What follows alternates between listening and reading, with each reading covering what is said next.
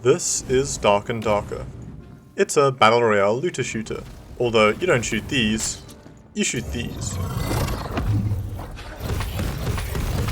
It's a very popular game that's been doing rounds of open beta testing, and it was at the top 10 most played games on Steam during its last round, which goes to show you that the game must be doing something right. But we'll get into that. Before we carry on, please consider subscribing. I'm growing the channel and I can use every subscriber I can get. Don't let the visuals of Dark and Darker fool you. This game has a lot to offer, despite looking like some kind of asset flip. It's clear that a lot of intelligent design has gone into different aspects of the gameplay. It's taken the best parts of a classic dungeon crawling experience and mixed them with modern game design. It's reminiscent of old school D&D adventures of going from room to room with a small party to collect loot and fight monsters, but with the added tension of other players, limited extracts, and the now infamous closing circle of death. The base mechanics of the game are quite simple, and at first glance, they might seem a little bit clunky. We're used to quicker, more flowing gameplay from modern games, so when a game slows this down, it can feel a bit disjointed and, well, janky. But this is very intentional. Characters are slow, and the animations for attacks are even slower. This, in tandem with low health pools, creates a very tactical combat for a game that's played in the first person, especially in the standard 3v3 fights. Positioning and equipment play such a big role, and you can't just rely on button mashing. The dungeons are also filled with tight corridors and congested rooms, so you have to pick your battles intelligently. Slower characters can be infinitely kited by faster ones, most spells require you to be stationary to cast them, and friendly fire is always on. Oh, I just hit you in the back, mate. we gotta work out a strategy for dealing with small enemies. Oh. So, combat is very complex and dynamic. This is particularly interesting because in terms of mechanics, all you can do is shoot, swing, block, and use a few abilities. It's a basic toolkit, but there's so much you can do with it.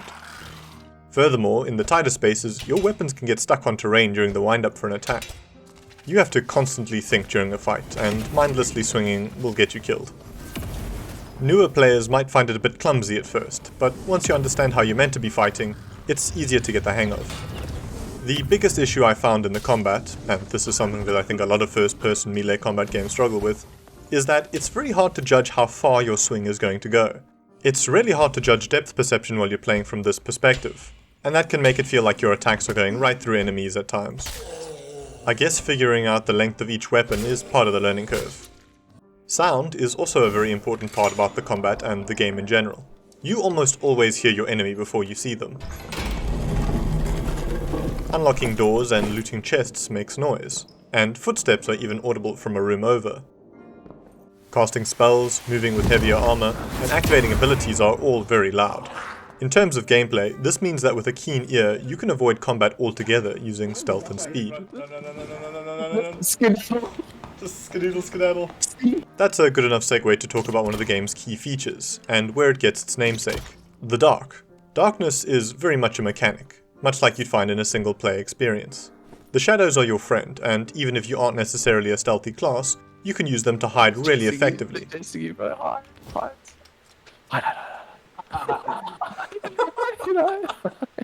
gotta stay very still. It's so simple, but it's a really cool mechanic to make use of in a multiplayer game. You have torches, but they can't always be equipped. There are wall lights, but they can be doused. Thinking smart about the dark also opens up a lot of opportunities for setting up ambushes. The light level is kind of something you just always have to think about. You're always weighing being seen versus being able to see. You can easily miss loot hidden in the dark, but you're hard to miss in the light. I'm kind of hoping that because the lighting is such a big part of the game, that they're going to refine it a bit more. Currently, it has a bit of a tendency to shine through some of the walls and do other funky things. Also, at the moment, I don't think there are stealth mechanics for the NPC enemies, so you can't really hide from them in any meaningful way. Talking about the PvE, when I first saw the enemies in the game, I thought they looked like they were taken right out of a stock asset library. I think this is the case, but on reinspection I realized this ties in with the classic dungeon crawling experience that they're going for. You've got weird giant dragonflies and mummies in conjunction with mimics and skeletons, but these are all old school RPG enemies.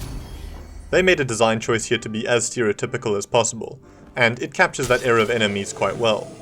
However, the animations on some of these characters are a little hard to gauge.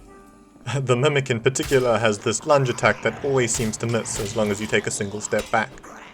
Most of the enemies can be dodged with some simple back or side pedaling, which I suppose adds a little bit of skill to the combat. The harder enemies just seem to mess you up either way, so you have to spend resources to kill them. The classes you can pick from are also straight out of classic old school RPGs and tabletop games. Despite the gameplay having quite a simple basis, the classes all have their own playstyles. They of course all fight quite differently, but this extends out of combat as well. I thought it was really clever that the barbarian has big butterfingers and sucks at interacting with stuff, i.e. opening chests and doors. But to compensate, they have a perk that lets them just break everything instead. It's much louder, but that's what being a barbarian is about. Inversely, the rogue has the quickest interaction speed, but uses knives so he can't break open crates. It's intelligent design that makes the classes feel a lot more different than just in how they fight. It really encapsulates the traditional fantasy classes holistically, and not just in how they do damage. I mean, the game is even called D&D, Dark and Darker. A big part of the game is finding loot. Not only finding it, but then also actually making it out of the dungeon alive with said loot. It creates a lot of tension in the gameplay because you've got limited time to find treasure, and then when you have a big bag of stuff, you're not going to want to fight, at the risk of losing it all. They went with a Diablo-style loot system, you know, with the color-coded rarities pasted onto the same models and with some random buffs applied. I'm not a big fan of this, because it's such a gamble that an item you find is going to have a useful modifier or not. It also means there are only about 20 or so unique weapon models, and you have access to pretty much all of them early on. This is more of a personal gripe because it's a pretty synergetic system for an extraction shooter type of game. You're going to find and lose a lot of loot, so you can have a lot of opportunities to find good and useful weapons and armor.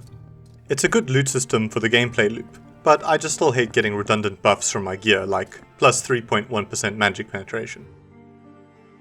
In an interview with the devs, they described Dark and Darker as approachable because of its simplicity, but I don't think it is.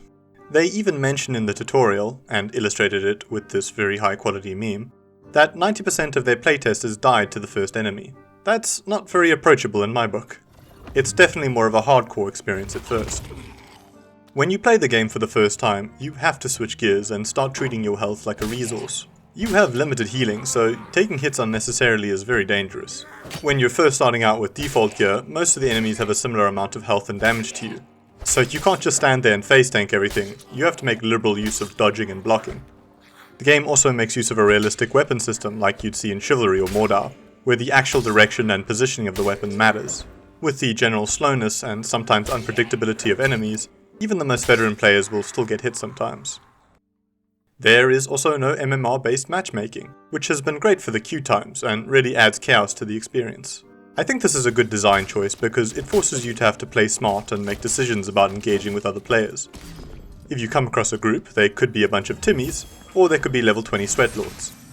This might seem like it creates unbalanced lobbies, but it strangely isn't an issue. You're likely only to interact with one or two other groups of players in each run. And I'd say for at least half of the encounters, you can choose not to engage. This means that even if you're a lower level, you can easily survive when there are big old chads running around in the lobby, especially with the multiple extract portals. There is also more than one map type, and I hear they want to do more. In the last playtest there was a solo map, which was kind of nightmarish for range classes, a default dungeon for solos, duos and trios, and then an expert map that requires a big buy-in. High risk, but high reward. The dungeons themselves aren't procedurally generated, but they're put together like puzzle pieces. There are distinct rooms and passages that are randomly put together in a way that makes the map layout unique. Hopefully they'll add more room variation, because after like 10 hours of gameplay I think I saw them all. In a game this replayable, the maps need to be as randomized as possible.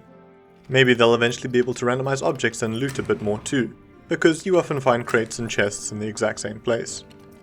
Certain rooms have certain loot and specific enemies, so it's a good idea to memorize what they look like on the map. I don't think this is fully fleshed out yet because some rooms have like hundreds of loot spawns, where others only have a handful. Traps, secret passages and hidden loot are all included, and they can make the rooms more interesting to navigate. Not to mention there's always a chance that a chest you're looting turns into a mimic and attacks. In terms of the progression system, there seems to be some big ambitions with the amount of stuff planned. There's a skill tree that's going to unlock abilities, a quest system for all the traders, and a bit of storyline. I'm interested to see how they handle quests in particular. I hope they're going to be more complex than kill 5 skeletons or collect 10 bandages, but these do fall within the classic dungeon crawling experience. Talking about the traders, there really is a lot of them. They try to theme them based on equipment types, but it's really irritating having to select them individually to buy and sell different gear.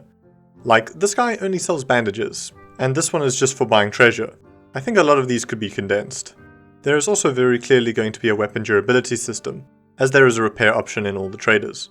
I suspect hitting walls or whacking heavily armoured enemies are going to blunt your swords pretty quickly. It would be cool to see this interact with combat a bit too. A barbarian's axe should be able to go through a shield's durability with just a few swings, and a helmet should get pretty dented by a cleric's mace. Dark and Darker is really a testament to modern gaming. Even if the actual basis of the game is quite simple and visually unrefined, it topped the charts by just having engaging and fun mechanics. Part of me hopes that the big game devs are looking across the aisle and seeing that players are excited by new concepts that merge the best parts of their favourite experiences. The devs at Iron Mace are also showing that you can build a game in public with continuous open betas and demos, and if you actually listen to your player base, you can end up with a really high quality game. Dark and Darker is deceptive. It's played in the first person, but it's a tactical team-based RPG. It looks like it was cobbled together with random assets, but it is a very well thought out experience. It looks old school, but it's very much a new take on battle royales and extraction shooters. I've got a sneaking suspicion that Dark and Darker is going to be at the top of Steam's most played games every time the beta opens, and it's going to continue to make some big waves in gaming. Thanks for watching. Yeah, we gotta work as a team, Suck my dick, work as a team.